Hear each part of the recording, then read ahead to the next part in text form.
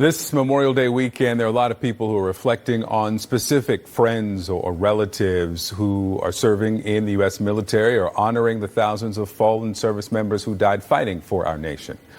Here with me now is the sister of First Lieutenant Travis Manion, who died in Iraq in 2017 while trying to save his fellow service members.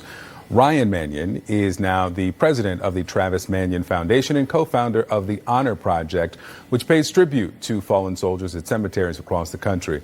Ryan, thank you for your time. Let's start with just telling us about your brother and why he decided to serve. Well, thank you so much for having me. My brother was a first lieutenant in the Marine Corps, born into a military family. My dad's a retired colonel in the Marine Corps. And I think from a very young age, Travis had a desire to serve.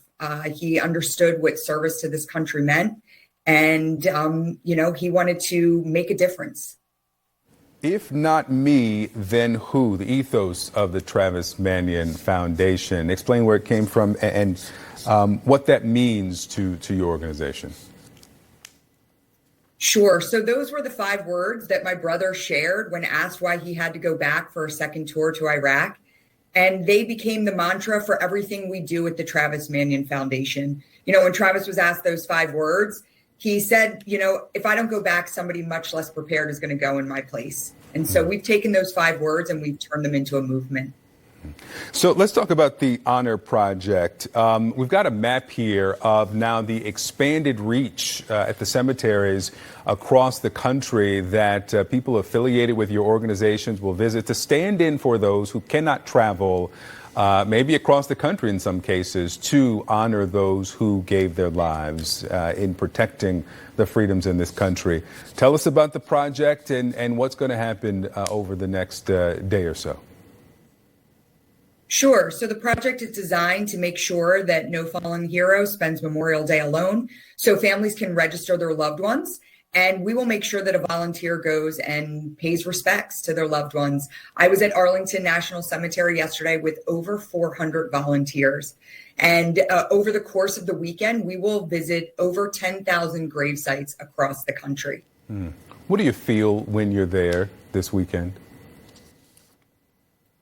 When I was there yesterday, one of the things I said to the crowd was, as a Gold Star sister, it means so much to know that my brother and these young men and women who have given their lives for us are being recognized this weekend. But the biggest and most incredible thing for me was seeing all the young children there. Families had brought their kids out to teach them about the importance of Memorial Day. And I think we have a responsibility and an obligation to pass on the meaning of what Memorial Day is to the next generation. Yeah, you're going to have so many people who are participating and volunteering with your organization every year. But, for some people, this is a 3-day weekend. They see it as a time to get to the beach. It's the start of summer.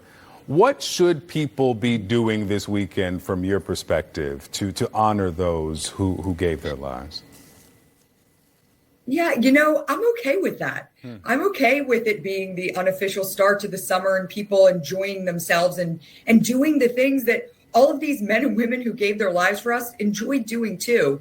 But what I ask is that each and every one of us take 1 minute out of the day to understand and recognize why this weekend exists and acknowledge why it exists. And I say, if you can't get to participate in the Honor Project, learn the story of a fallen service member. And while you're eating your hot dog and drinking your cold beer, pass that story to the person you're sitting next to and make sure that the legacy of these men and women continues. That's not too much to ask. Ryan Manion, I appreciate your time, and I also appreciate your family's sacrifice. Thank you. We'll be right back. Thank you so much.